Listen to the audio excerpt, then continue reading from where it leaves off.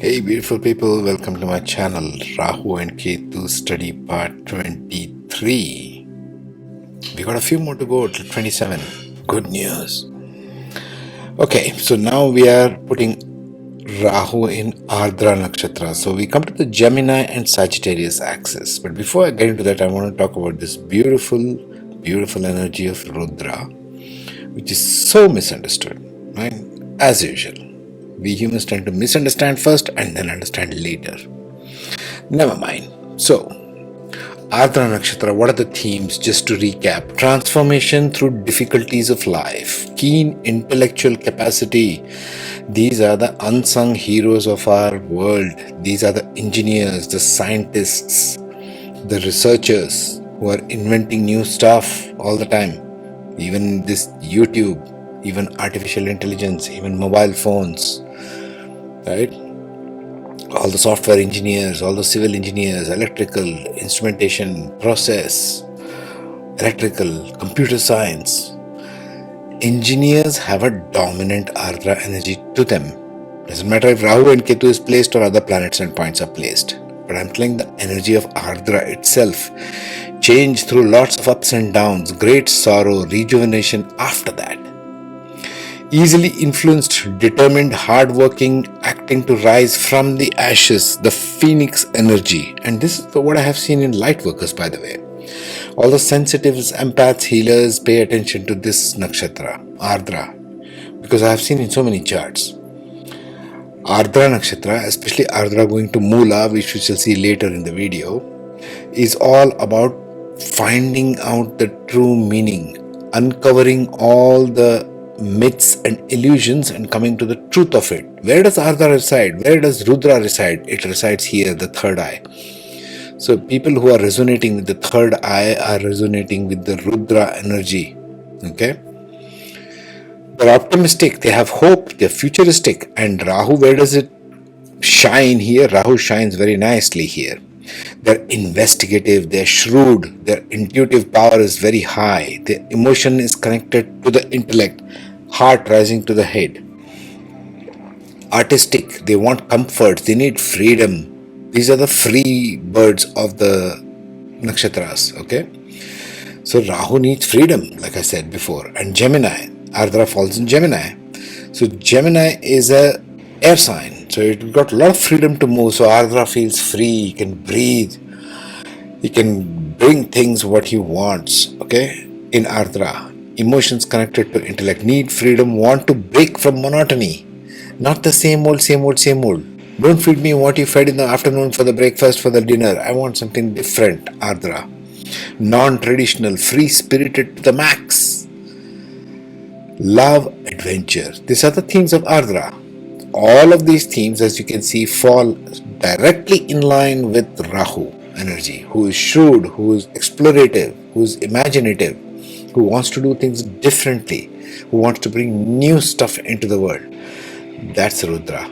That's the third eye. That's your intuitive power. This is why all sensitives and empaths, if they have Rudra strong, and I have seen that many times, they are wanting to explore secrets. What is it that how this works? Tell me how this works. Tell me how this scripture works. Tell me what the Vedas are. Tell me what all this earth is about. Tell me what is spirituality. They want to investigate. First, it starts in the mind. Gemini. Let's get into it. So number one, the classical characteristics of Rahu and Ketu as described by the classical Vedic literature. Okay, what is Rahu and Ketu? These are the north and the south nodes of the moon found by the virtual points, which are the intersection points between orbit of the moon around the earth and orbit of the earth around the sun. So basically, if you take two ellipses, it will form two intersection points. Yeah. So these two intersection points are called the north node and the south node. They are virtual nodes, although they behave like planets, and we shall see why in a minute. So who is Rahu? The symbols are there, like a horseshoe and the reverse horseshoe, right? This is typically how it is portrayed in Western astrology, so I'm using the same symbol here. Rahu is mythologically depicted as the severed head of a demon, symbolizing constant, endless, insatiable hunger and appetite, be it sensual or physical, yet it is unable to hold on to or grasp it. Rahu is the one who constantly wants something. Think of it as a live head only, not the body. Okay? So it can't hold on to anything or be satisfied even if it gets that thing, since it has no arms or body or stomach, right? Just a head which is alive. This gives Rahu the title of Bhogakaraka, or meaning one who is after sensory materialistic pursuits. So think any earth sign, for example, they want sensory materialistic pursuits. Or think any of the signs, literally, whatever they are after, Rahu wants that, and wants that very badly, and goes after it with everything. This is an energy in us, by the way. It is not a planet, it's a virtual node, but it will behave like a planet, which we shall see why. So it is unable to satisfy that hunger or hold on to anything, even though it gets something. It wants to move on to the next, and then to the next, and then to the next. This is why Rahu is also called as the guy who wants foreign things, not of the native land or not of what the person is natively born in. Why? Because of that insatiable hunger. There's always insatiable hunger to go after one thing after the another without being able to hold on to it. That's Rahu. Ketu, on the other hand, is mythologically depicted as the severed body, the remaining half of the demon, symbolizing constant, endless, insatiable search for identity. It is looking for the head, but it doesn't have a head. So it is looking for that identity. Everybody's identity, ego is centered in the head, what you look like, right? It is also seeking for true purpose, sense of self.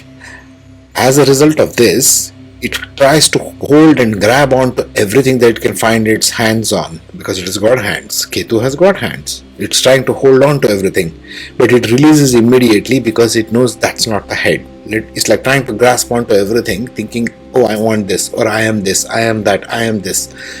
Not getting any identity because it's not finding the head there.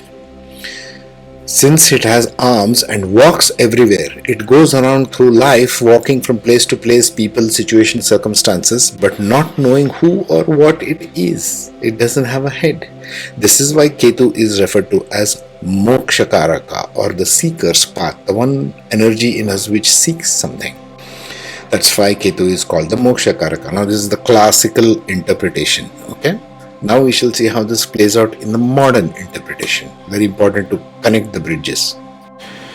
Now here you have the Rahu Ketu general characteristics as modern interpretation. This I have borrowed from the book Light on Life by Robert Sobala. Excellent book. I have put it in the community tab if you want to go through it or purchase it and read it. I seriously suggest that. Okay, the north node of the moon, Rahu. What does it become because of the characteristics which classically is told in the texts? What does Rahu lead to in the modern context? Rahu is responsible for originality, individuality, independence, insight, ingenuity, inspiration, and imagination on the positive side.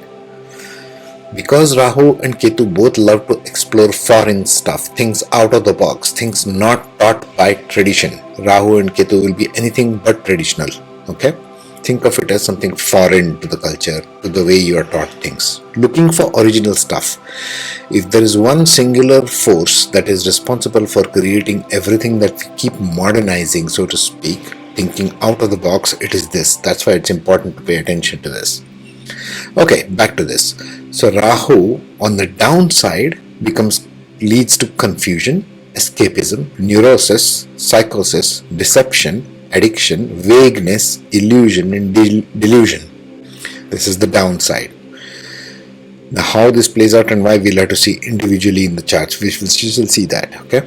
Ketu, the guy with only the body, no head there, gives us the feeling of universality, impressionability, idealism, intuition, compassion, spirituality, self-sacrifice, subtleness, on the positive side. On the downside, it can lead to eccentricity, fanaticism, explosiveness, violence, unconventionality, amorality, iconoclasm, impulsiveness, and emotional tensions. This is on the downside. This is what it plays out, and Rahu Ketu is typically an axis, like it is shown over there, right? Rahu Ketu, let me remove myself for the time being from that axis, okay? There you are. So you see it as an axis axis, okay, 180 degrees apart. And it can play out in any one of the opposite houses. It can play out in 1, 7, 2, 8, 3, 9, 4, 10, etc. etc. We will see that later. But this axis becomes a definition point of where in your life, in your different houses, are you looking for these two aspects, and they are always opposite to each other, as you can see. Okay, to stand opposite to each other. So if it plays out in second house, it detaches itself from the 8th house. If Rahu is in the second house, Ketu will be in the 8th house. You see what I mean? And so you will bring the 8th house aspect with these aspects shown here, second house with that aspect shown over there. Of course, it plays out with something called as dispositors. We shall see that next. Now, if you go to a traditional Vedic astrology, they will go on and on endlessly about dispositors. What the hell is a dispositor? It's an invented term by the Vedic astrologers. It has no meaning of its own. It shows the disposition. And what's the story on this? Rahu and Ketu both are enemies of the sun and the moon. This is the basic principle. So it has the solar aspect and the lunar aspect. The solar aspect is called the dispositor, and the lunar aspect is the nakshatra, which gives the entire characteristics and the ball game of Rahu and Ketu. Okay? The solar or the dispositor means, since Rahu and Ketu are enemies with the sun and do not have a full identity of their own, remember it's a virtual node, it is not a planet. They both do not have any planetary characteristic individually. So they take on the identity or the disposition of the lord of the zodiac sign that they sit in, and borrow the attributes of the house from which that lord sits in. Suppose Mercury is in the 3rd house, okay, and Rahu sits in the house of Mercury somewhere else. So it will borrow the attributes of Mercury sitting in the 3rd house and bring it to that particular house, wherever Rahu is sitting in. Got it? Nakshatras. Since Rahu and Ketu are enemies with the moon and do not have a full identity of their own, individually they take on the shade of personality. Nakshatra is essentially a shade of personality. It's coloring of a personality. It's seeing the world through different colored glasses that they sit in and borrow the nakshatra traits and attributes which color their propensities. So Rahu and Ketu do two things at the same time. At the solar level, it goes with the dispositor, that is all of the planets, physical planets, Mercury, Mars, Venus, Sun, Moon, so on. So they take on the attributes of whichever house they are sitting. If it sits in, Rahu sits in Cancer, you have to look for where Moon is sitting, which house, and what it is doing there, and even the Moon Nakshatra. If it is sitting in Leo, Rahu in Leo, that means you have to look for where Sun is sitting and which Nakshatra and which house. So it will bring those attributes. That's the way you have to analyze this. Okay. Let's see some aspects of which house they play in and why. Now there are some vital aspects that you need to keep in mind when evaluating Rahu and Ketu, because this is important especially for people who are sort of looking for self-development, to understand where they are coming from. If you're not interested in changing yourself, this entire channel is useless for you. But if you are the one who is interested in knowing what is happening in my life, where do I need to go, what are my talents, and you question these kinds of things, excuse the noise somebody is drilling above, so then you need to understand these aspects. Now that's the typical chart, Indian chart, and house numbers are depicted as 1, 2, 3, 4 up till 12. Dharma, Artha, Kama, Moksha is there, and I have stuck Rahu Ketu as possible axis on the 1, 7. That is Aries and Libra, that is the top and the bottom. So either it can go to house number 1 or 7. Rahu Ketu can be reversed, it's okay, it doesn't matter. Or in 4 and 10. Now 1, 4, 7 and 10 in Vedic astrology are given very vital importance, because they are the foundational aspects that define who you are, that define how you operate in life, throughout life. So these become crucial. Why? The 1-7 axis affects, if Rahu and Ketu fall on there, has a direct effect on your self and other concept. 1 and 7 is self and other. How you relate to yourself and how you look at the world around you as others, including the spouse, because 7th house is the house of the spouse, but also others. So how you develop through life and how you develop a relationship with others. So it defines who you are in a very broad sense. 1-7 axis of Rahu Ketu. The 4-10 on the other hand, 4th house being the house of the mother, 10th being father, 4th being home, 10th being career. You see, this has all kinds of implications which define who you are. The 4-10 axis has effects on the heart versus mind.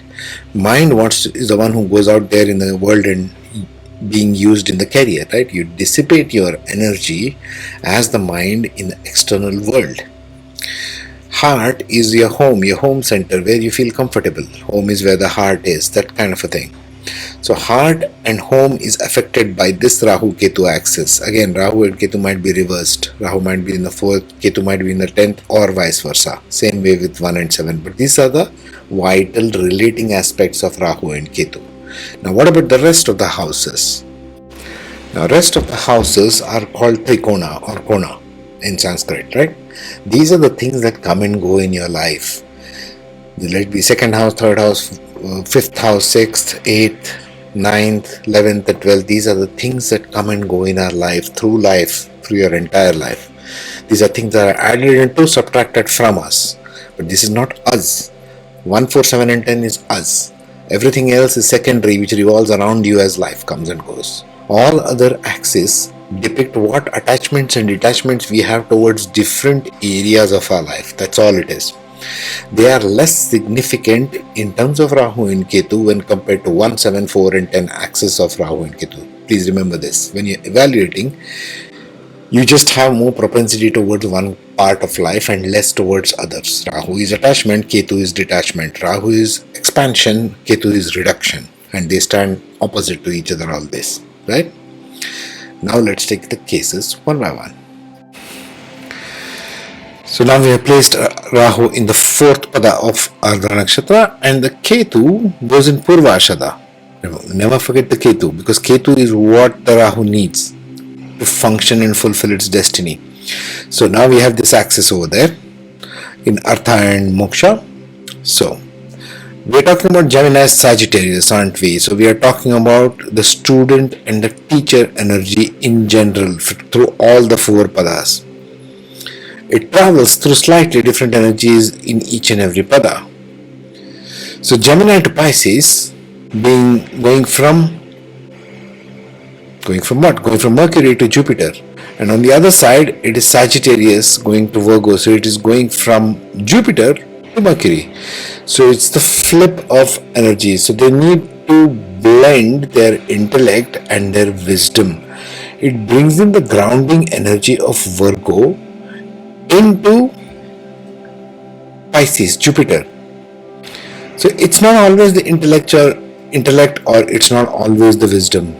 Sometimes you bring in wisdom from the past life, but you need to ground it in the intellect. You need to see how you can do well with the intellect in this world. Otherwise, what use is that wisdom? You go to some forest and meditate like a yogi, it's no use. You're no good to anyone. You just came, you ran off to the forest. What good is that? So, from Gemini to Pisces, it's about transformation from going from intellect to wisdom. This Ardra will hunt for wisdom of emotional nature. So they are translating basically an emotional nature of intellect. Again, we saw the themes of Ardra in the beginning. But to do that successfully, this Rahu needs that Artha, the means. It gets it from Virgo, going from Jupiter to Virgo. It needs grounding and it will be very grounded there. But don't take that for granted. Ketu tends to take things for granted. Don't ignore the Ketu wherever it's in your chart, because that's your comfort zone. That's your past life earned wisdom. Okay? Let's see what happens in Pada 3. So in Pada 3 we have Leo Aquarius axis. If you don't know what Leo Aquarius and Taurus and Scorpio and all these things that I keep yammering about, you got to see all the previous ones, okay? So we have the Leo Aquarius in the Navamsha. Natal still has got Jupiter and Mercury. So now we have got Aquarius going into Navamsha, which is Saturn, and Leo in Ketu. So Ketu, if it sticks its head in Leo, it wants to bring in ancestral energy from the past. Your ancestors, your beautiful ancestors, whoever they are, your greatest grandfather, the earth, the sun, the sky, all these are your ancestral energy, and they trickle through your brain, trickle through your Ardra, because we're talking about Ardra Nakshatra here, and Rahu in it. And that's what it wants to get and bring it to the masses. Aquarius is about masses. So see where your Saturn is placed and see where your Sun is placed and how best you can understand this. Understanding is the first step, and then only we can do other things. Without understanding, what can we do, right? Let's see the second pada. So now we come to pada 2. Rahu in pada 2 of Ardra Nakshatra, which is shown over there. Gemini to Capricorn. We're talking about Mercury to Saturn transition from natal to Navamsha. On the other side, Ketu is going in Moksha from Sagittarius to Cancer. Right, so we're talking about Cancer Capricorn axis, the mind and the heart. And this axis, because Ketu now has gone into Mula, as you can see. Mula, the root, going towards the root of the stuff. Do you know, galactically, scientists have found out now that the black hole in the center of the galaxy is in Sagittarius. My guess is it'll be in this axis, Mula, the root from where the entire galaxy has spawned. Anyway, I digress. So, Rahu Ketu axis, we're talking about Cancer Capricorn. So they are going to the root of, and Ketu does very well in Mula, and Ardra Rahu does very well. So this is a shining axis of Rahu and Ketu, Ardra Mula. This defines people who are born in this, maybe the old souls, the wise souls, because they know the depth of emotion, Ardra, they know the depth of wisdom. It combines the essence of the heart, mind, and the heart. Other way around, right? So now we are going from Jupiter to Cancer, going from Jupiter to Moon. And on the other side, so Jupiter to Moon, Ketu, in Mula. Mula is digging through all the lies and getting to the root, getting to the truth of things, finding out and uncovering the truth. It's the goddess Kali. It's the one who resides beyond time. It's the mother. Don't be scared of all these things. This is just the divine mother. Think of your mom and think of somebody who's a universal mom. Okay? So she is ruling this Mula, and she wants to she brings you the wisdom from Cancer, the wisdom of the moon, into Capricorn, how you can use it in your work. It's that simple. Beyond all the mythology and the tale telling, this is how it gets as simple as that.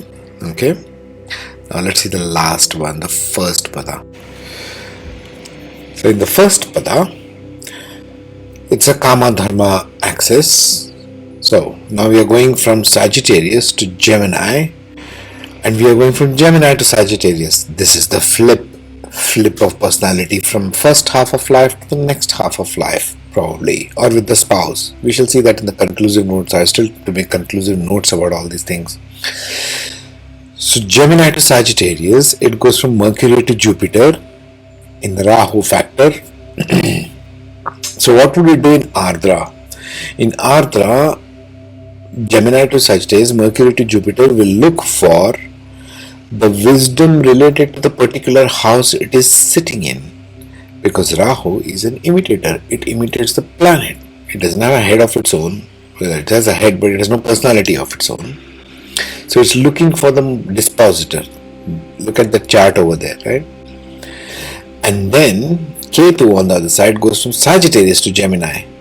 So at later stages they might want to bring in the wisdom of Mercury into Jupiter, taking the wisdom from intellect into wisdom, graduation of intellect towards wisdom. This is what happens here, and this is a very strong axis, as is the next one where you go from Mula to Jyeshtha and Mrigashira. But Ardra is the strongest. This axis is quite the strongest in the entire chart of Rahu and Ketu. because Rahu is driven towards achieving that in Ardra. It's driven towards achieving the intellectual full capacity, the third eye. Whereas Mula wants to get to the root of things, the root chakra, for example, the heart, the rest of the body. So you're really talking about, when you talk of Ardra and Mula and Rahu and Ketu, Rahu being in Ardra and Ketu being in Mula, you're talking about the perfect recipe for a yogi, for someone who's a seeker, someone who can become a saint, depending upon where the dispositor is of each one of these, depending upon where the Mercury and Jupiter are sitting, and where this Rahu Ketu axis is, especially within the 1-7 axis, it can become really strong. I want to get to the root of things. I want to find out what the truth is. Beyond all the narratives, beyond all the tale telling, beyond all the lies that are propagated, I want to know to the truth, and I want to get to it myself. This Rahu Ketu axis empowers in that direction, the seeker's path, the spiritual path. Okay? Next, let's take up Mrigashirsha Nakshatra, the head of a deer. It's a soft one, very gentle one. I have known Mrigashirsha Nakshatra people, they are so soft, they are so gentle. Okay, next we shall take up that. In the meantime, be safe.